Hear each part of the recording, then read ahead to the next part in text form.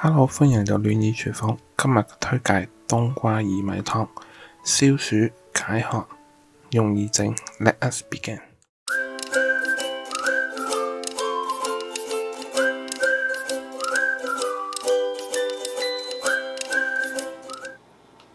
Hello，歡迎嚟到暖意廚房，我係大叔。嗱，今日咧就真係好熱，好熱。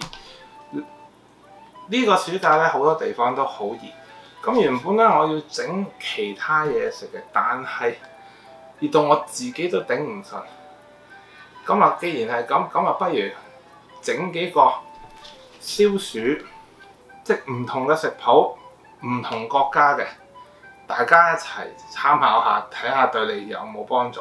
嗱，首先我今日咧要整嘅咧，煲個湯先，消暑，咁啊去濕。咁啊，如果你係會煲湯嘅咧，咁呢一集咧就真係可以用下。咁究竟咩湯咧？嗱，就係冬瓜湯。咁唔係話，喂，之前咪整過冬瓜盅嗱。如果你未睇過咧，冬瓜盅咧喺我右上角嗰度咧會有連結，你可以去睇。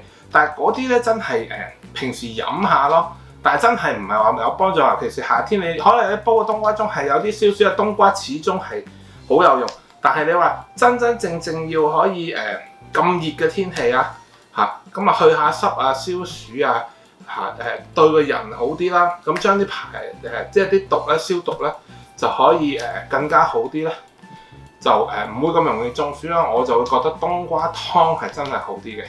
咁佢最主要就係因為佢煮嘅時間耐好多啦你要煲成個湯。咁嗱，喂，煲咁耐我冇時間嗱，煲湯咧。我自己咧就用煲湯煲嘅，意思就係用電嘅，唔使睇火。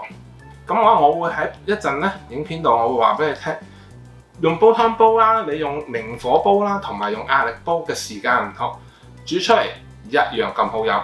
嗱，喺我煮之前咧，阻你5秒鐘時間。嗱，如果你睇我影片仲未訂閱嘅話，麻煩你俾個 like 我，訂閱我頻道，撳個鐘仔。嗱，咁我下次煮嘢食嘅時候，你就唔會錯過。嗱，而家即刻嚟睇下點樣整呢個消暑嘅湯，等大家滋潤下。Let us begin。首先咧就啲蓮子咧一定要去心嘅。我就買啲去咗心嘅蓮子。蓮子啊、蜜棗啊、薏米嗰啲，全部都要浸洗一洗佢。就如果唔係好硬得滯，尤其是蓮子，你就浸一浸佢大概半個鐘，我就可以攞嚟煮啦。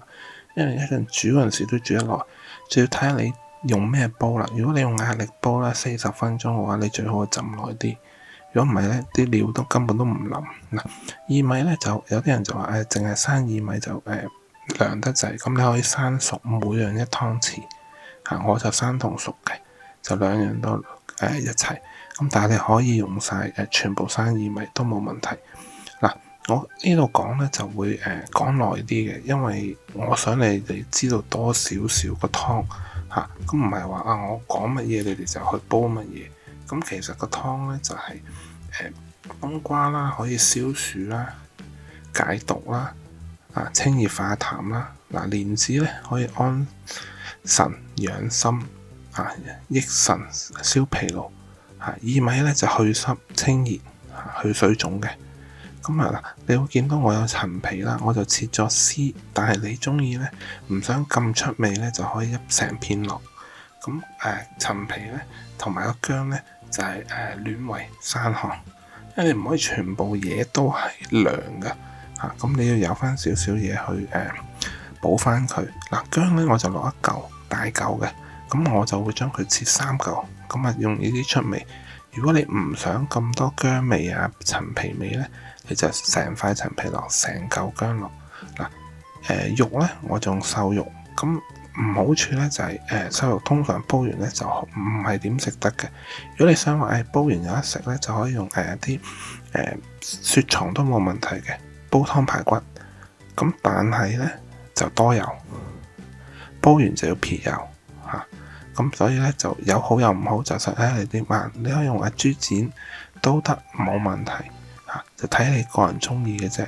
咁成個咧最重要咧就係冬瓜、薏米、蓮子蜜棗都係因為等佢甜啲嘅，蘿蔔又等佢甜啲嘅。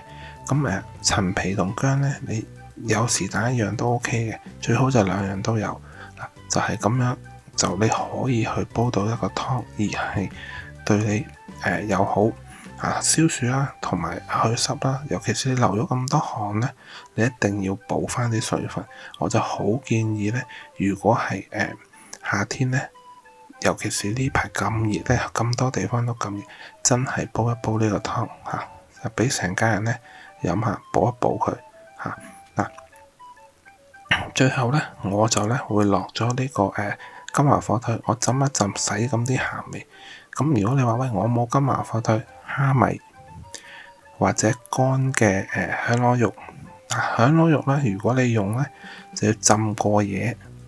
如果唔係咧，硬得滯咧就真係好難煲嘅嗱。冬瓜咧就唔使去核唔使去個囊，因為咧咁樣咧係更加好嘅因為如果你煲湯咧要消暑咧，呢個功效咧係好嘅。所以咧佢話咧個煲冬瓜盅嗰啲，佢要去晒啲核，去晒啲囊咧，其實真係飲嘅好味但係咧，如果你真係要功效好咧，就成個連皮記住洗乾淨，就大嚿切落去都得噶啦。煲完之後咧，個冬瓜咧淋到咧可以食噶，好好味跟住薑咧就拍一拍，跟住咧就切3嚿，我就切3嚿，或者你真係唔想咁大咁薑味咧，就成嚿落我用瘦肉咧，佢始終都係會，我哋呢度咧就會淋咗少少嘅肥肉，我咧都唔係好咁想要，我想個湯清啲，所以個肥膏嗰啲咧我都會切咗佢嘅，跟住咧就切片。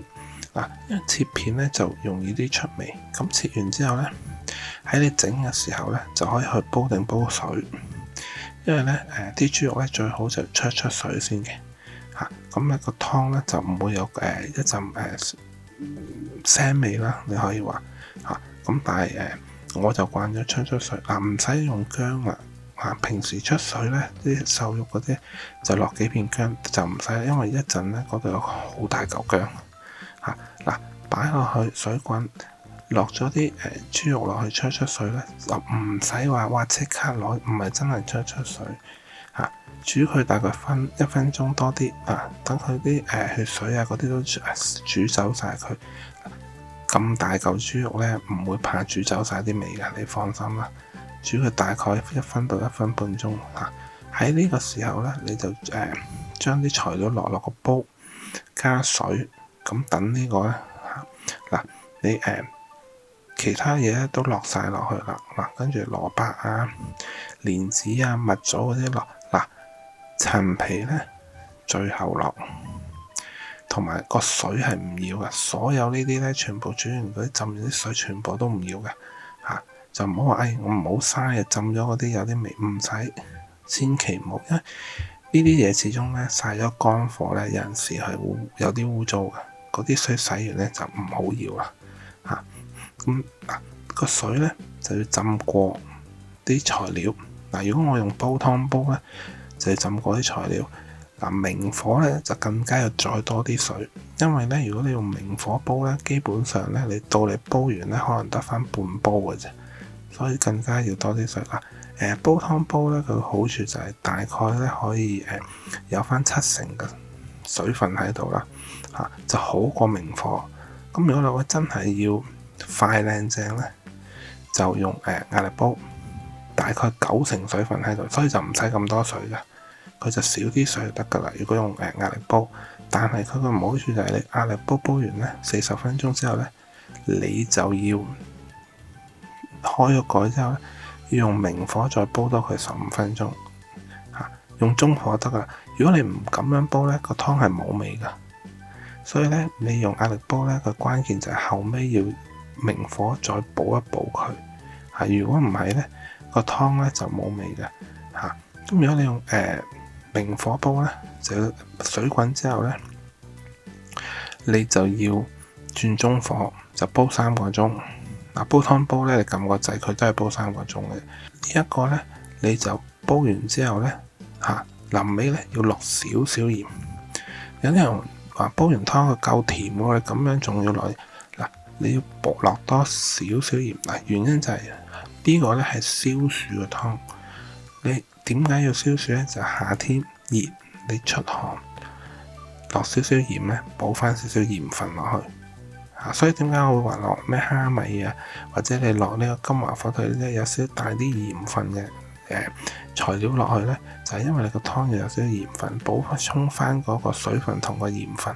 咁你夏天咧就唔會咁容易話中暑啊，同其他狀況，就係咁簡單。嗱，如果我煮到，你哋都一定煮到啦。如果你中意我 video 嘅話，記得俾個 like 我，訂閱我頻道，撳個鐘仔。咁下次煮嘢食嘅時候你就唔會錯過啦。希望下次煮嘢食嘅時候見到你啦。Thank you，拜拜。